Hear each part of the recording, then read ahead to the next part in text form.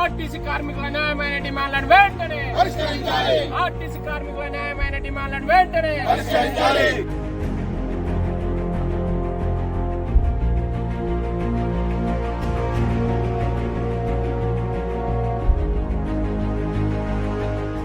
తెలంగాణ రాష్ట్ర వ్యాప్తంగా ఆర్టీసీ సమ్మె అర్ధరాత్రి నుంచి కొనసాగుతుందని చెప్పుకోవచ్చు.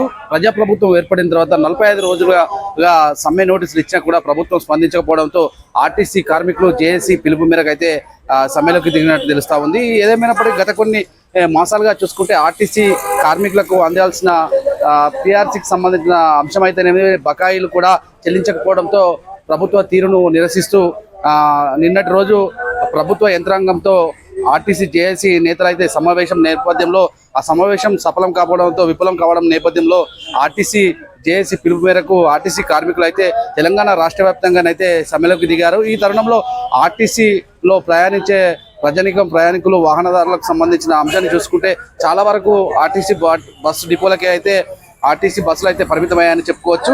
అయితే ఆర్టీసీ కార్మికులను ప్రత్యేకంగా వాటికి అందించాల్సిన 40 సంబంధించిన పలు డిమాండ్లతో కూడిన అంశాలను కూడా వారు తీసుకొని వచ్చారు. అయితే మనం వేములవాడ పట్టణంలోని కురుట్ల బస్టాండ్ ప్రాంతంలో ఉన్నాం. మనం విజువల్లో కూడా చూసుకోవచ్చు, బ్యాక్గ్రౌండ్లో చూసుకోవచ్చు. ప్రత్యేకంగా ప్రైవేటు ఆర్టీసీ బస్సులో అద్దెకున్న బస్సులు అయితే కొనసాగుతున్నాయని చెప్పుకోవచ్చు.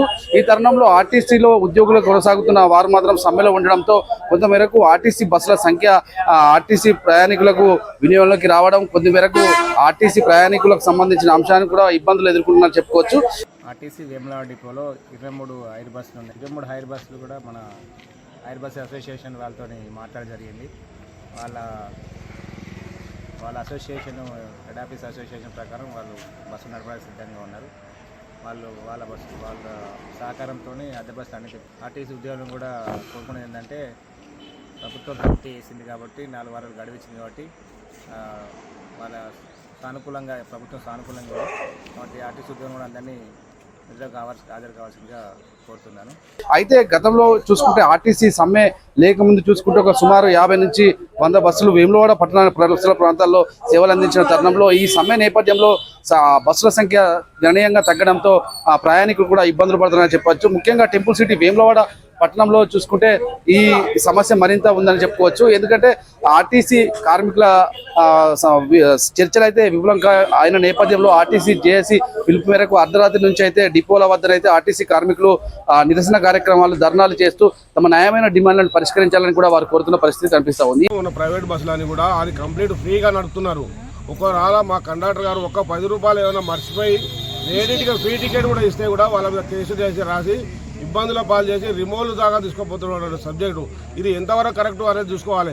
ఈ పరిణామం ఎందుకు అంటే కేవలం ప్రైవేట్ బస్సు వాళ్ళ బిల్లు చెల్లించడానికి మాత్రమే చేస్తున్నారు.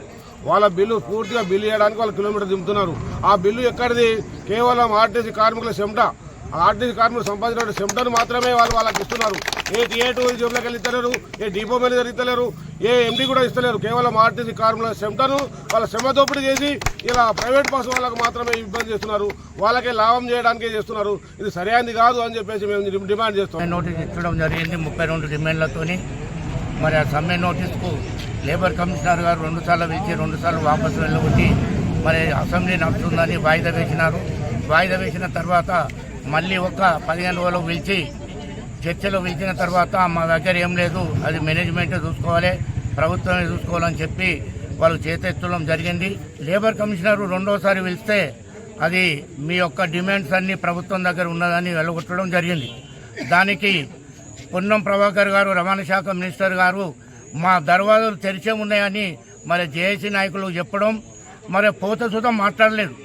ఎందుకంటే ఈ ప్రభుత్వ విధి విధానాలు ఎట్టున్నాయంటే అప్పుడు టీఆర్ఎస్ ప్రభుత్వం ఉన్నప్పుడు వీళ్ళు మేనిఫెస్టోలు పెట్టినటువంటి డిమాండే మేము అడుగుతున్నాం. ఇప్పుడు గొంతమ్మ కోరికలు లేవు.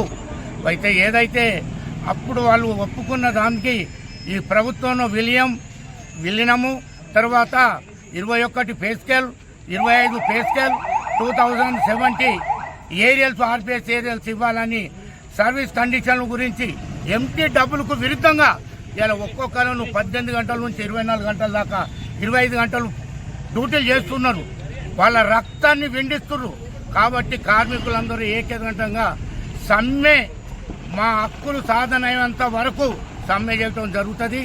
ఈ సమ్మెకు విచ్ఛిన్నం చేసినటువంటి కొంతమంది నాయకులు వాళ్ళ పరిణామం పడుతుంది కాబట్టి ఈ సమ్మె కొనసాగుతుంది. ఈ సమ్మెను ఎవ్వరు ఆపినా ఆగదు.